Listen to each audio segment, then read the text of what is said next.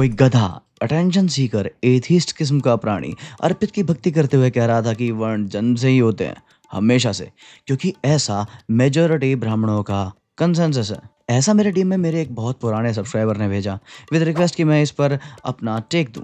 तो मेजॉरिटी ब्राह्मणों का कंसेंसस, अगर मेजॉरिटी से सब कुछ तय होता तो एक समय दुनिया की मेजॉरिटी मानती थी कि हल्का और भारी ऑब्जेक्ट अलग अलग स्पीड से गिरेंगे।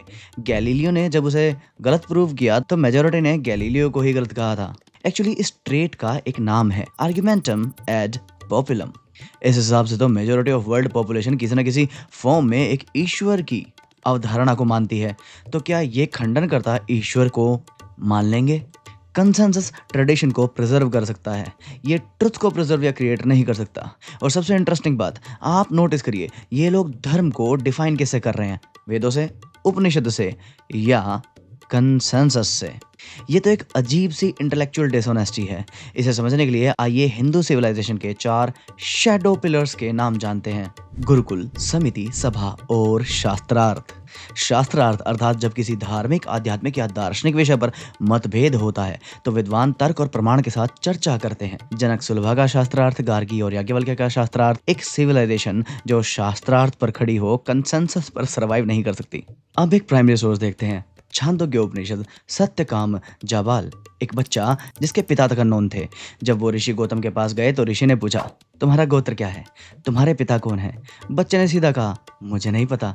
मेरी माता ने कहा था, मैं बहुत जगह सेवा में गई, मुझे नहीं पता तुम्हारे पिता कौन है। अब ध्यान से सुनना, तब ऋषि ने यह नहीं कहा कि तुम्हारा जन्म अनक्लियर है, तुम्हारा गोत्र नहीं है। नहीं, उन्होंने कहा सिर्फ एक सच्चे ब्राह्मण की ही इतनी सत्यवादिता हो सकती है। तो ऋषि ने वहां गुण देखे या सरनेम? और विश्वामित्र, एक क्षत्रिय राजा जो तपस्या से क्या बने? ब्रह्म ऋषि। महाभारती देख लो, युधिष्ठिर से प्रश्न पूछा जाता है, ब्राह्मण किसे कहते हैं? और युधिष्ठिर का जवाब, जिसमें सत्य हो, दान हो, क्षमा हो, शील हो, दया हो, उसे ब्राह्मण कहा गया है। जन्म नहीं बोला, कंसेंसस नहीं बोला। पर जरा रुक जाइए, युधिष्ठिर आगे कहते हैं, अगर ये लक्षण किसी शूद्र में हो और ब्राह्मण में ना हो तो वो शूद्र नहीं और ब्राह्मण नहीं। इनफैक्ट इन गुणों वाला शूद्र ब्राह्मण है। मेरे सब्सक्राइबर ने एक और इंटरेस्टिंग बात लिखी, और भैया वो गधा कह रहा था कि आपकी बातों का आपके पास कोई वीडियो प्रूफ नहीं है। वैदिक काल के लिए वीडियो प्रूफ चाहिए, पर चारवाक, उसका ओरिजिनल मैन्युस्क्रिप्ट तक अवेलेबल नहीं है। मोस्टली दूसरों के कोटेशन से रिकंस्ट्रक्ट किया गया है, फिर भी मान लोगे। सोक्रेट्स का वीडियो नहीं है, फिर भी मान लोगे। एरिस्टोटल का नहीं है, फिर भी मान लोगे। पर वैदिक काल के लिए अचानक वीडियोग्राफी एविडेंस चाहिए। Hypocrisy, thou art an obnoxious parasite।